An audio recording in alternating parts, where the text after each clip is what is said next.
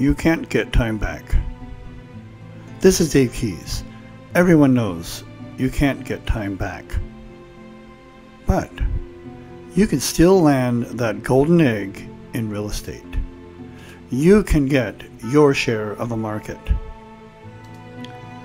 With my services, the proper management of time, you too can share in your portion of that golden egg.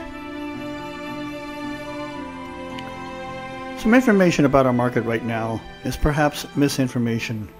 The idea, according to Rosen Consulting Group, that if you bolster real estate, you'll in turn bolster the economy. But already we've taken a hit on that with the Great Recession. A warning shot across the bow. We're poised now for another one. 10 years ago, there were far more homeowners than there are today, even though we have added 7.5 million households in the last 10 years. Propping up the economy with real estate is a proven failed strategy, and it means that we will see more cycles of boom and bust and more of a drag on the housing market as the economy fails to respond. Because, after all, the proper way that an economy is supported is not through real estate propping up an economy, but by the exact opposite. A healthy economy increases real estate and the activity of buying and maintaining homes. Back in 1993, when I bought my first home, it was November, and the interest rate was somewhere between 7.15 and 7.24%. That's when I purchased my first home at that interest rate. However, today, interest rates are lower, prices are higher, so that if you buy a $450,000 home at 3.92% interest, you got a payment of about $1,900 a month. Some can afford it, some cannot. But were the interest rates to rise to the levels that they were at when I first bought my home, which is easy enough to happen, that payment goes up to $2,735 per month, pushing it far beyond the capability and reach of many, many more home buyers. Some people blame millennials who have a tough time getting homes, starter homes or any kind of homes, on their spending habits, drinking lattes and eating avocado toast. But the reality is those factors make little difference in the ability to buy a home with the prices that we have nowadays. Some folks, like at Bloomberg, this author Prashant Gopal blames baby boomers who refuse to move out of their homes, and they're dominating the housing market. So I guess the idea is that they're not dying fast enough and getting out of the way, or at least they're not downsizing and giving up their properties to others. Well, you can't have it both ways. The same author says earlier that millennials are buying luxury homes. Luxury homes for millennials. Which way is it? Millennials can't buy a home, they can't afford them, or they can and they do and they're buying luxury homes. And then the argument over immigration. Whatever your position is, foreign nationals buy a substantial portion of U.S. housing. So if policies are enacted that reduce immigration, reduce the ability of foreign nationals to buy homes, supposedly that may make home prices go down, which it would seem would be a good idea if you want more affordable homes for more people.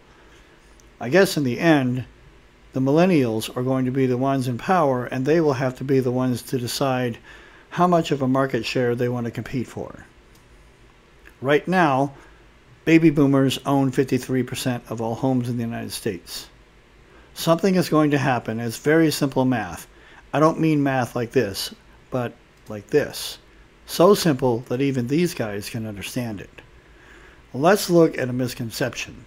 That is that housing prices increase worldwide over time. But you can see that that is a chart where there's an obvious dip back in the Great Recession, 2008, when housing prices went down. This was really a narrowly averted fall off of a very long cliff. Let's look at another country where housing prices have trended downward for almost 3 decades. And the government has engaged in strategies much like ours here to boost prices. The history is available for the reading, where interest rates were pushed down as low as 0.5% and even for a short time 0.1%, practically giving away money in loans. only to be paid back as cash. That did create small stimulations in their market, but the market demand, supply and demand rules kicked in again and again, creating a situation where the downward trend of prices continued. Real estate was stagnant. Back to our current nation and its population mix of millennials, Gen Xers, baby boomers, and the silent or greatest generation. Well, what's happening to these folks? Obviously, the people on the left are going to incur an event known as the end of life. So will the ones in green. So will all of them. So this chart will move.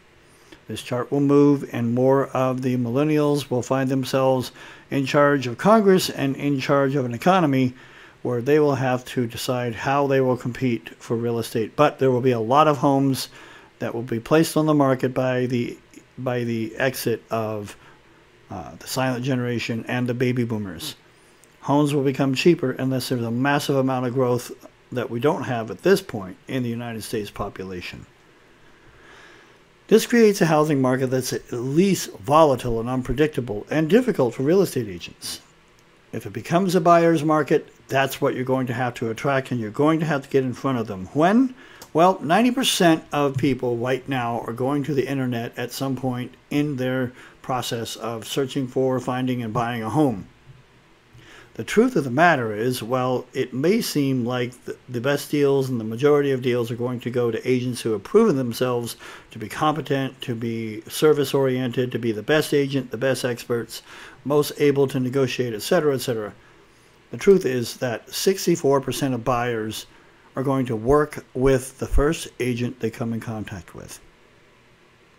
The situation is much like that first, most important day in the life of a baby zebra. When a baby zebra is about to be born, the mother secludes herself into a very secure as possible, area away from predators, hopefully, and especially away from other zebras. When birth occurs, the first thing the baby zebra sees is its mother's stripes. That creates a permanent memory which affects the baby's well-being and ensures it's being found by its mother and finding its mother to be fed and cared for until it reaches adult life.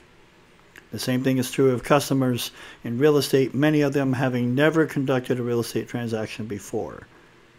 When they meet a competent agent, they get that feeling that their feet have finally landed on solid ground. They're ready to work with you if you show the competence and the care that they need. It's that simple. So you can get visible in the market to get that first shot. You can't get time back, but you can get more market share with effective digital marketing and search engine optimization. Call me, Dave Keys, at 714-924-4422. Visit my websites at solutionsbydave.com and davekeys.com. Thanks for watching.